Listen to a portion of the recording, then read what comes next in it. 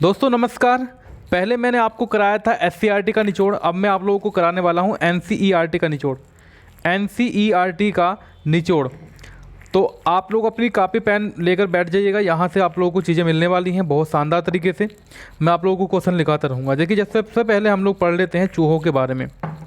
चूहों के बारे में क्या पढ़ेंगे कि चूहों में देखने की क्षमता कम होती है, परंतु सूंघने, छूने और स्वाद वाली जो क्षमताएं होती हैं वो बहुत ज़्यादा होती हैं। ध्यान रखना कि चूहे कम देख पाते हैं, लेकिन स्वाद और सूंघना ये बहुत तीव्र होती है इनके सूंघने की शक्ति। ठीक है, एक प्रश्न आपका यहाँ से बन गया। दूसरा देखिएगा, हम लोग देख सकते हैं कि इस्तेमाल कर टॉयलेट को हमेशा ऐसा छोड़ें जैसा साफ आप स्वयं के लिए चाहते हैं। सेम उसी प्रकार से दोस्तों जिस प्रकार से आप लोग ब्लैक बोर्ड को चाहते हैं। देखो, लेकिन क्वेश्चन यहाँ से बनेगा आपका कि गांधी जी की 150वीं वर्षगांठ के लिए स्वच्छ भारत अभियान की शुरुआत की गई, और यह हमें एहसास दिलाता है कि स्वच्छता हमारी जिम्मेदारी ही नहीं बल्कि फ़र्ज भी है। तो ध्यान रखना, कौन सी वर्षगांठ पर? 150वीं वर्षगांठ पर जो है स्वच्छ भारत अभियान की शुरुआत की गई थी। अब देख लेते हैं हम लोग खाने के बारे में इसमें।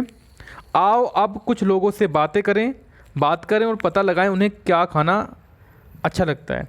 मैं हांगकांग में रहती हूँ, मुझे और मेरी माँ को सांप खाना बहुत पसंद है। अरे वाह, शाबाश दोस्तों। हांगकांग में जो है वो सांप खाया जाता है, सांप, है ना। जब भी हमारी सांप खाने की इच्छा होती है तब हम पास के एक होटल में जाकर लिंग हू फैन। अब ये लिंग हू फैन है क्या?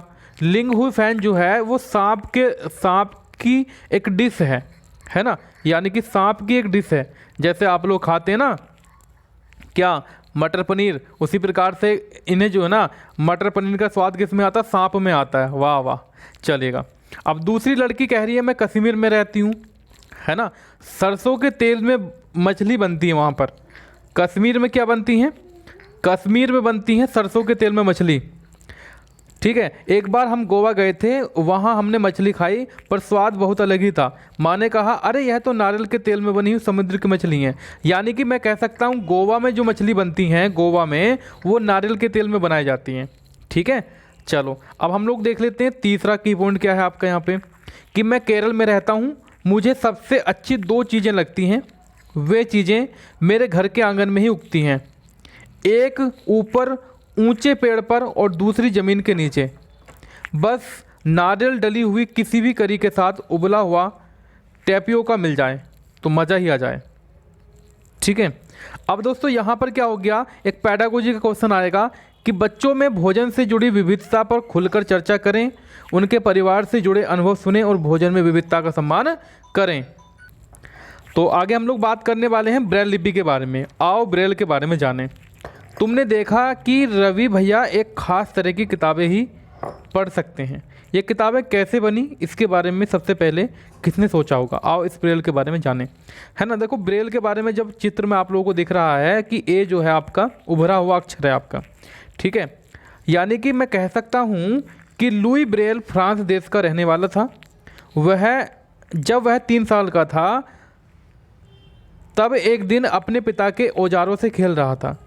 अचानक एक नुकीले औजार से उसकी आंखों में चोट लग गई। ठीक है, और आंखें जो है वो ख़राब हो गई। उसे आंखों से देखना बिल्कुल बंद हो गया। उसकी पढ़ने में बिल्कुल बहुत ज़्यादा रुचि थी। उसने हार नहीं मानी, वह पढ़ने के लिए तरह तरह की तरकीबें सोचता रहता था। आखिर उसने ढूंढ लिया एक तरीका छूकर पढ़ने का। यह बाद में ब्रेल लिपि के नाम से जाने लगी। ठीक है, इस तरह की जो लिपि होती है वो मोटे कागज़ पर उभरे हुए बिंदु होते हैं। उभरे होने के कारण इन्हें छूकर पढ़ा जा सकता है। यह लिपि जो है 6 बिंदुओं पर आधारित होती है। तो कोई ये प्रश्न आपका यहाँ से बनता है, कितने बिंदुओं पर आधारित होती है? 6 बिंदुओं पर आधारित होती है। आजकल ब्रेल में नए नए परिवर्तन हुए हैं जिससे इसे पढ़ना लिखना और भी आसान हो गया है। ब्रेल लिपि अब कंप्यूटर के द्वारा भी लिखी जा सकती है। तो ब्रेल लिपि देखो इस प्रकार की होती है, आप लोग देख पा रहे होंगे। ठीक है, चलिएगा। अगर हम लोग बात करेंगे अगले की पॉइंट की, अगला की पॉइंट में लिखा हुआ है कि मैं असम के मोलन गांव में आया हूं, यानी कि मोलन गांव से आया हूं। हमारे यहाँ बहुत बारिश होती है, असम में बहुत ज़्यादा बारिश होती है।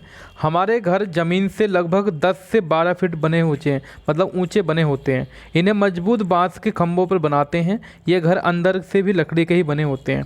दोस्तों असम के बारे में यहाँ से एक प्रश्न आपका CTET के एग्ज़ाम में बन जाता है। ठीक है, तो असम में जो घर बनते हैं वो मैं आप लोगों को दिखा देता हूँ। इस प्रकार के घर बनते हैं। ठीक है, 10 से 12 फीट ऊंचे। ठीक है, इस प्रकार के घर बनते हैं असम में। ठीक है, इसके बाद हम लोग पढ़ते हैं कि मैं मनाली से आई हूँ। मनाली जो है वो पहाड़ी इलाका है। हमारे यहाँ भी बारिश बहुत होती है और बर्फ़ भी पड़ती है। जब ठंड ज़्यादा होती है तब धूप में बैठना अच्छा लगता है। हमारे मकान पत्थर या लकड़ी से बने होते हैं, यानी कि लकड़ी के बने होंगे या पत्थर के बने होंगे। तो यहाँ से प्रश्न क्या बनेगा, यहाँ से प्रश्न बनेगा कि जो मनाली है, मनाली में मकान जो है कैसे बने होते हैं, या तो पत्थर के बने होते हैं या लकड़ी के बने होते हैं। इतना ध्यान दीजिए आप लोग। इसके बाद हम लोग आगे पढ़ते हैं। अगला की पॉइंट आपका क्या कहता है कि दिल्ली भारत की राजधानी है। दिल्ली और उसके जैसे बड़े शहरों में गांव और कस्बों से लोगों को काम की तलाश में आना पड़ता है। ये लोग अक्सर शहर में ही बस जाते हैं। यहाँ रहने वाले लोग ज़्यादा हैं और जगह कम।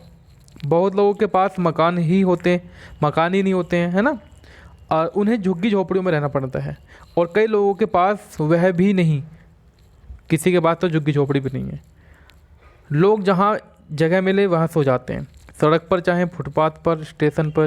कहने का तात्पर्य यह है इस वाले जो पैराग्राफ है कि दिल्ली में जो है जगह कम है लेकिन व्यक्ति ज़्यादा हैं। व्यक्ति क्यों आते हैं? व्यक्ति इसलिए आते हैं क्योंकि काम की तलाश में। ठीक है जी। तो मैं राजस्थान के एक गांव से आया हूं। हमारे यहाँ बारिश कम होती है और खूब गर्मी पड़ती है। राजस्थान में गर्मी ज़्यादा पड़ती है, बारिश कम होती है। ठीक है, हम लोग मिट्टी के घरों में रहते हैं। हम लोग कहाँ रहते हैं? मिट्टी के घरों में रहते हैं। ठीक है, घरों की दीवारें बहुत मोटी होती हैं। इन दीवारों को मिट्टी से लीप पोत कर सुंदर बनाया जाता है। छतें कंटीली झाड़ियों की बनी होती हैं। दोस्तों ये भी प्रश्न आपका बनता है कि छतें जो है कंटीली झाड़ियों की कहाँ की बनी होती हैं? राजस्थान की बनी होती हैं। ठीक है, चलिएगा। अब हम लोग बात करेंगे बांस से बने पुल। ये जो आपके इस प्रकार के पुल जो बने होते हैं वो बांस के पुल बने हुए होते हैं इस प्रकार से। तो इसके बारे में थोड़ा पढ़ेंगे हम लोग यहाँ पर। हमारे यहाँ बारिश बहुत होती है, कभी कभी तो चारों तरफ घुटनों तक पानी भर जाता है। फिर भी हम स्कूल जाने से नहीं रुकते। एक हाथ में किताब उठाते हैं, दूसरे हाथ से बांस को पकड़कर चलते हैं, है ना। और ये कहाँ पर है दोस्तों? ये कहाँ पर है? असम में। कहाँ पर है ये? असम में पुल मिलते हैं, बांस के पुल कहाँ पर मिलते हैं? असम में। ठीक है, अब ट्राली में देखिए कहाँ से आते हैं। ट्राली में जाते हैं लद्दाख में जाते हैं ट्रॉली से। इस प्रकार की ट्रॉली होती है। स्कूल पहुंचने के लिए हमें रोज़ नदी पार करनी होती है। खूब चौड़ी और गहरी नदी के पार जाती हुई मजबूत लोहे की रस्सी होती हैं। यह दोनों तरफ से भारी पत्थरों या पेड़ों से कसकर बांधी रहती हैं। ठीक है, इस प्रकार की कहाँ पर मिलेंगी? ये लद्दाख में मिलेंगी। ये कहाँ पर मिलेंगी? आपको लद्दाख में मिलेंगी। ठीक है, इसमें जो है ना एक बार में 4 से 5 बच्चे ही बैठ पाते हैं। ठीक, इसके बाद देखिएगा वल्लम की बात करेंगे। वल्लम की, तो वल्लम जो है वो आपको केरल में मिल जाएगी। इस प्रकार की जो नाव है वल्लम। ठीक है, केरल के कुछ भागों में बच्चे पानी को पार करने के लिए वल्लम लकड़ी की बनी हुई छोटी नाव में बैठकर स्कूल पहुंचते हैं। ठीक, इसके बाद देखिएगा ऊँट गाड़ी कहाँ पर मिलेगी आपको? ऊँट गाड़ी मिलेगी आपको राजस्थान में। कहाँ मिलेगी? राजस्थान में। दोस्तों रेगिस्तान में जाते हैं ऊँट की गाड़ी से राजस्थान में। ठीक है, हम रेगिस्तान में रहते हैं। हमारे यहाँ दूर दूर तक रेत ही रेत नजर आती है। दिन में तो रेत खूब तपती है। हम ऊँट गाड़ी में बैठकर स्कूल पहुँचते हैं। ठीक है, अब हम लोग बात करेंगे बैलगाड़ी की।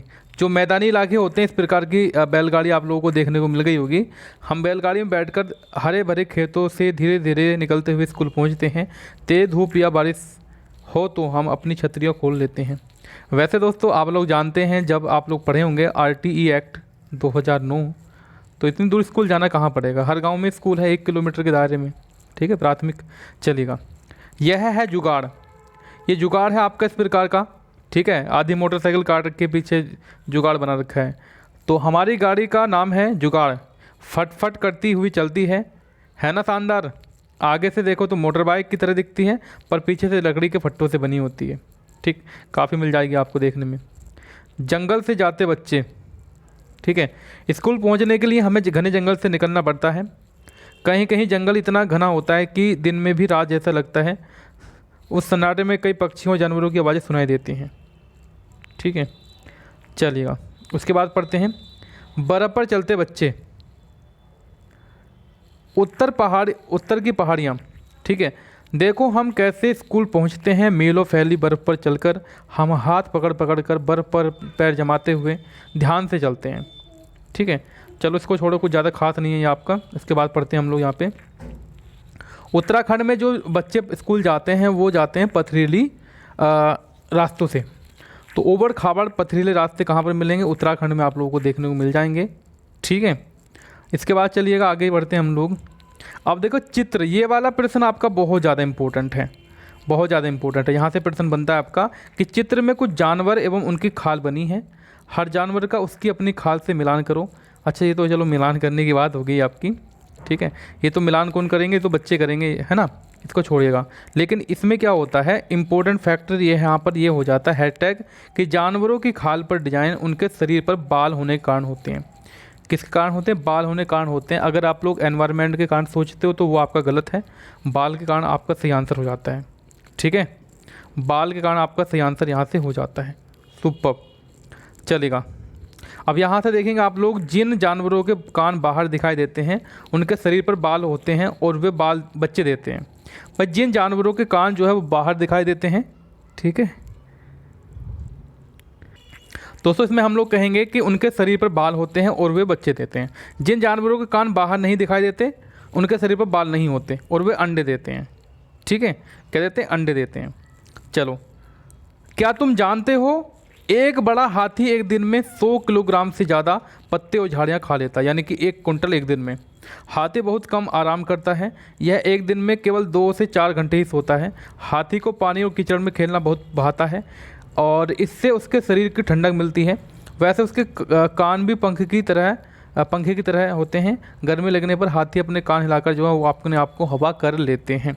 ठीक है, इसके बाद इसको पढ़ेंगे कि तुमने पढ़ा कि नंदू हाथी अपने झुंड के साथ रहता है। हाथियों के झुंड में केवल कितने होते हैं? हथनियाँ और बच्चे ही रहते हैं। हाथियों के झुंड में केवल हथनियाँ और बच्चे ही रहते हैं। झुंड की सबसे बुजुर्ग जो हथनी होती है पूरे झुंड की नेता होती है। एक झुंड में 10 से 12 हथनियाँ और बच्चे होते हैं। हाथी 14-15 साल तक की ही झुंड में रहते हैं, फिर वे झुंड छोड़कर कहीं और चले जाते हैं, अलग रहने लगते हैं। ठीक है, नंदू भी जब 14-15 साल का हो जाएगा वह अपना झुंड छोड़कर चला जाएगा, यानी कि झुंड छोड़ देगा वो। ठीक है, तो ये चीज़ें आप लोगों को बताई जा रही हैं। अभी ये NCERT की किताब चल रही है अपनी। अब इसके आगे पढ़ेंगे हम लोग। हाथी परेशानी आने पर एक दूसरे की यानी कि अपने साथियों की मदद करते हैं, अपने बच्चों की देखभाल करते हैं, सुरक्षा के लिए दूसरों का साथ भी देते हैं। ठीक है, अब देखो यहाँ पर बात आती है खेड़जी की। यह पेड़ रेगिस्तानी इलाके में खूब पाया जाता है, इसे ज़्यादा पानी की ज़रूरत नहीं होती। खेड़जी का जो पेड़ होता है इसको ज़्यादा पानी की आवश्यकता नहीं होती और इस पेड़ की छाल दवा के काम आती है। इसकी लकड़ी को कीड़ा भी नहीं लगता। इस पेड़ की फलियों की सब्जी भी बनाई जाती है ना, और इसकी पत्तियां वहाँ पर रहने वाले जानवर खाते हैं। इसकी छाया में तुम, कहने का तात्पर्य है जहाँ से भी मिलो आपको फ़ायदा ही फ़ायदा। खेड़जी का पेड़ जो है वो बहुत ज़्यादा काम आता है। ठीक है, बहुत ज़्यादा काम आता है आपके। इसके बाद बात करेंगे मधुमक्खियों के बारे में। मधुमक्खियों के बारे में, हर छत्ते में एक रानी मधुमक्खी होती है, मक्खी होती है जो अंडे देती है। छत्ते में कुछ नर मक्खी भी होती हैं। छत्ते में बहुत सारी काम करने वाली मक्खियाँ भी होती हैं। ये दिन भर काम करती हैं, शहद के लिए फूलों का रस ढूंढती हैं।